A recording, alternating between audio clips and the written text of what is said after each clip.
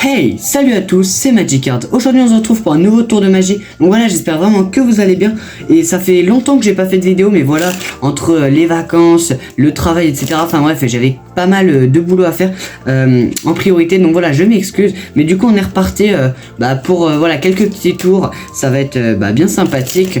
Voilà, du coup on essaye d'atteindre les 400 abonnés. On y est presque, hein. On peut le faire largement avant les vacances de Noël. Donc voilà, c'est ce qu'on va essayer d'ici la fin de l'année. En tout cas, j'espère que vous allez bien. Et sur ce, je ne parle pas plus. On est parti.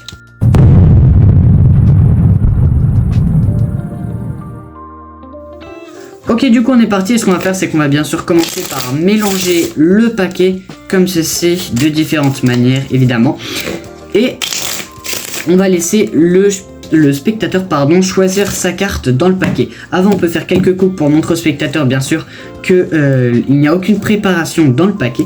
Bien sûr, je vous montre également que le paquet est totalement normal et où toutes les cartes sont bien sûr différentes. C'est très important pour la suite du tour, évidemment.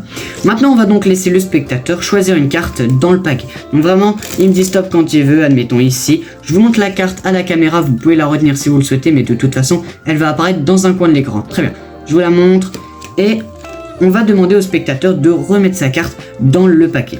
Et donc là, c'est là que ça peut être intéressant parce que le spectateur pourrait réellement placer sa carte où il le souhaite dans le paquet. Le magicien pourrait même avoir la tête tournée, voilà, il éventaille le jeu et le spectateur place sa carte. Très bien. Et juste avant de continuer de mélanger et de perdre totalement la carte du spectateur, je choisis juste une carte prédiction. Donc c'est le magicien qui choisit une carte prédiction qui devrait par la suite correspondre à la carte du spectateur. Mais bon, on verra ça plus tard. Du coup, on va la placer de côté et maintenant on va mélanger le paquet pour être sûr de perdre la carte du spectateur justement. Très bien.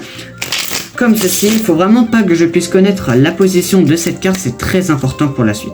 Une fois qu'on a fait ça, qu'on a bien mélangé et coupé le paquet, donc là je vous avoue, hein, ça va être assez compliqué de retrouver la carte du spectateur, parce que oui, si vous n'avez pas compris, la carte là, ce n'est pas la carte du spectateur, elle devrait correspondre, c'est-à-dire la carte jumelle, exemple 6 de carreau, 6 de cœur, 3 de trèfle, 3 de pique, voilà, tout ça c'est les cartes jumelles, et donc ça devrait être la carte jumelle, si je ne dis pas de bêtises, du moins si j'ai bien prédit la carte jumelle de la carte du spectateur qui a été choisi au début. Donc bon, bref, je ne parle pas plus, on va voir si c'est réellement ça. Donc du coup, comme je vous le disais, ça va être assez compliqué de retrouver la carte dans le paquet et honnêtement, entre nous, hein, je vous avoue un truc, c'est que c'est pas forcément toujours aussi simple que de claquer des doigts.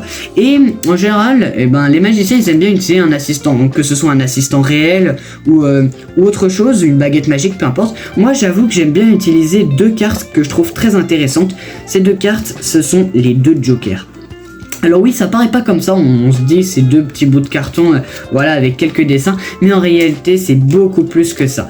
C'est deux cartes, mais vraiment qui sont incroyables à mon goût. Regardez bien, elles vont faire tout le travail. Ce qu'on fait, c'est qu'on place un joker au-dessus et un joker en dessous, comme ça. Au-dessus et en dessous du paquet afin de d'encercler le paquet, et là ça va être totalement incroyable. Regardez ce qu'elles sont capables de faire.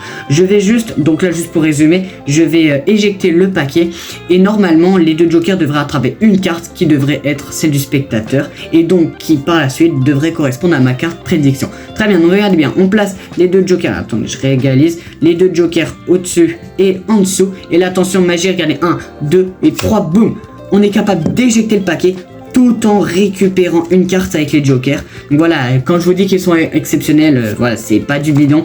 Donc regardez bien, les deux jokers ont attrapé une carte et c'est bien évidemment, excusez-moi, la carte du spectateur, le 6 de pique. Ah, c'est pas la vôtre, ah, mince. Zut, ça c'est un peu embêtant, mais du coup, on va quand même regarder la carte prédiction, on sait jamais. 10 de cœur, et je pense par contre cette fois-ci que ça devrait plus ou moins vous plaire. Voilà, j'espère que ce petit tour vous a plu, ça m'a fait vraiment plaisir, ça faisait assez longtemps que j'en avais pas fait. Donc voilà, n'oubliez pas, abonnez-vous, likez cette vidéo si ça vous a plu, ça me fait super plaisir et c'est totalement gratuit, voilà, ça vous coûte rien. Donc voilà, likez, commentez même, voilà, ça me fait super plaisir, je les lis tous et j'y réponds bien sûr. Donc voilà, en tout cas, je vous le répète, hein, mais on va essayer d'atteindre les 400 abonnés d'ici peu, là on devrait bientôt y arriver. Ça va être une histoire de quelques semaines je pense, ou voire quelques mois, mais je pense qu'on pourrait y arriver avant. Donc voilà, je compte sur vous, abonnez-vous, likez, et sur ce moi je vous dis à la prochaine pour un nouveau tour.